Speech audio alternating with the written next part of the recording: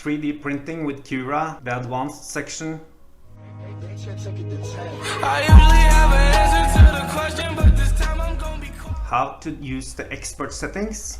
I'm Roy, and I'm gonna take you through the most used checkboxes in the advanced section in 3D printing with Cura. Let's get going. So this is Cura 4.4.1, but you can use this as a guide in most versions of Cura. Let's start adding a custom printer.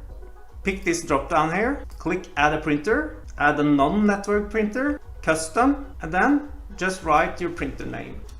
In the machine settings we need to make some changes, so set up your build volume. Make sure to check the heated bed option if you do have a heated bed. Then you need to move over to the extruder. Make sure you have the right nozzle size and change 2.85 in filament diameter to 175 if that is what you are using. Most of you are using 1.75. Don't measure the filament, just put 175 here. In the right upper section we have the print settings, and they typically look like this when you first install Cura. We are going to use the custom settings. Then this is typically what it looks like, and we are going to make the necessary changes to be able to make custom 3D printing. When you hover over these drop downs, you will see a gear. So click the gear and it will bring you to the advanced or expert settings. So in the settings visibility, we can start off with basic settings. Go to quality, and we want layer height enabled, we want initial layer height enabled, we want wall line width, you can also check line width, and we want top bottom line width, we want infill line width, and that's it for the quality section. Let's go to shell. We want wall thickness and wall line count enabled. We want top thickness enabled, we want top layers enabled, we want bottom thickness and bottom layers enabled. We want to check optimize wall printing order, as it can save us some time, as you will print all the perimeters in one go and not move back and forth. The horizontal expansion is not something you typically use, but if you have horizontal holes printing too small, then you can adjust this number to get the holes the right dimension. Also, I want to check the seam alignment. If you do print round objects, it's nice to use this guy. I can talk about that later. So let's go to infill.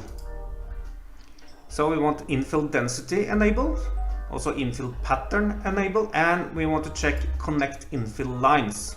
This will give you a stronger print, as it gives you an extra inner wall some places in the part. It will help for a more rigid print. I want to check gradual infill steps. This will save you a lot of time and a lot of material if you print huge volume parts, which does not need to be very rigid. Let's go to the material section. So check printing temperature and initial layer printing temperature.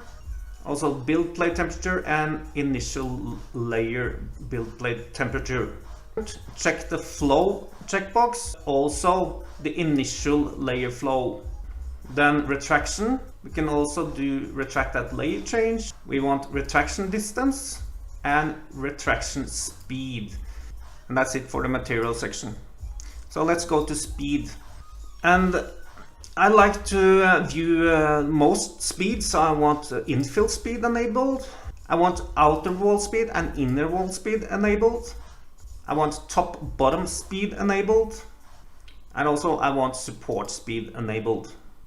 Also travel speed is handy. And initial layer speed. In the travel section, let's have a look. Combing mode is very handy to use. I can talk about that later. We can make sure the C-hop is enabled. You might want to change the C-hop height. For cooling, all you really need is the fan speed.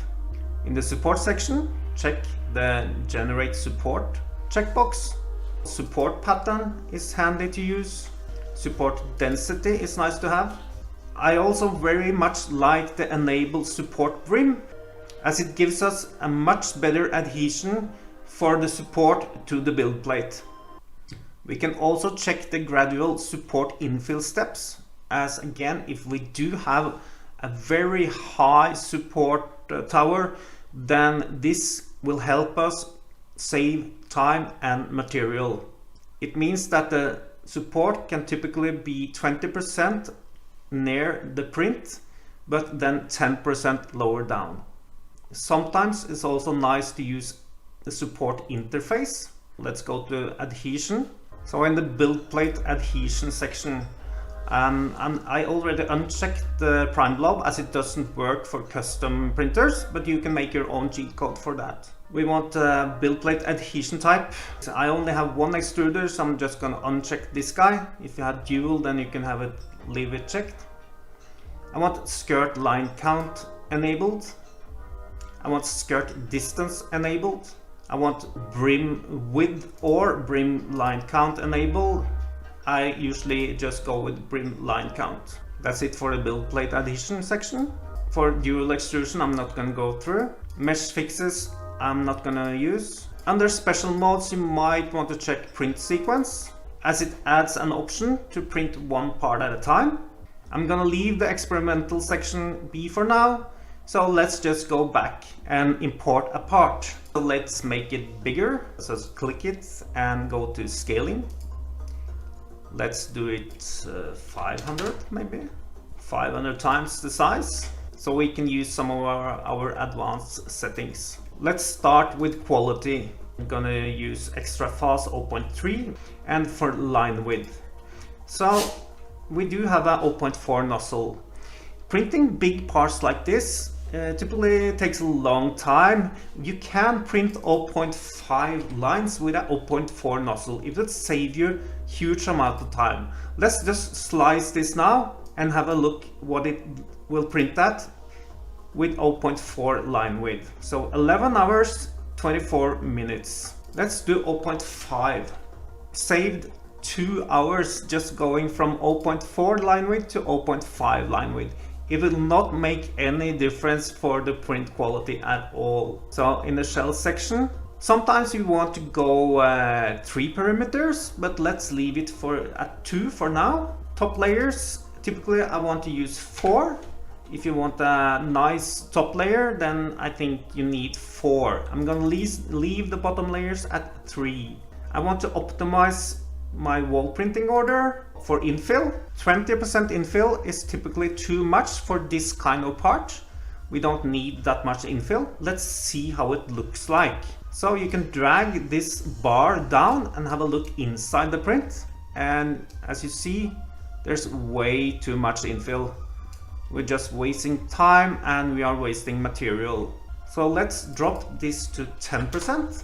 We're now at 6 hours 43 minutes. And as you can see, this should be more than enough. We can actually save even more time if we now do gradual infill steps. At 1, it means that we will drop the infill from 10 to 5%. So this is the bottom layer. We have 1, 2, 3 bottom layers, then the infill starts. So this infill will now be at 5%. And we can just move up. As we get closer to the roof of this cube, we will see that it adds an extra layer of infill. So here you can see it starts adding extra infills, and we are now at 10% infill. The lower part is 5%, the upper part is 10%. This saves a huge amount of material and time. So we are now at 5 hours and 25 minutes. If this was supposed to be very rigid, I would like to check connect infill lines, and I can show you what happens. So what it does is that it doesn't stop extruding, but it just moves around, keeping extruding also along the wall here, making for one extra inner wall. Also, this can help you decrease the blow through from the infill through the walls, but it will add some time and material to the part. In the material section, I'm just gonna pick my printing temperature. The flow you need to calibrate and use your number for the filament you are going to print here. Set your retraction distance, set your retraction speed, and that's it for the material. Set your speeds here, then you can see all the numbers will adjust according to, and also travel speed, You will have to try your numbers here. Sometimes you want to slow down the initial layer, but you need to find your own number here. For travel, I would not advise to print with combing mode all. I would like to use not in skin or within infill. I tend to use not in skin to enable C-hop. In the cooling section, set your number according to how your fan works.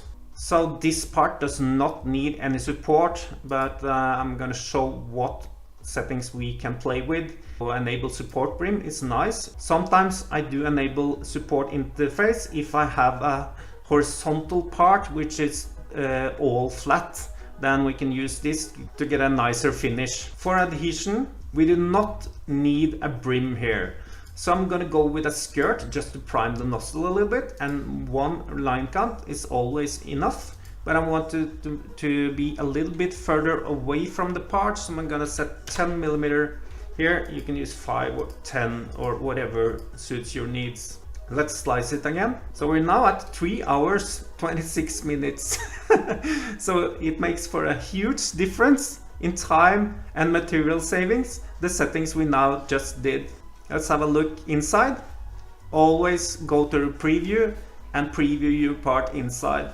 That's very important to see what's going on. You can see the skirt here. The red is the outer perimeter. The green is the inner perimeter, and the orange is the infill. The yellow lines is the bottom and top layers. As you can see, there are many other settings we can use, but this will give you a start using the advanced and expert settings. There's a lot of other settings I have not talked about, but I don't want to get too detailed in this video.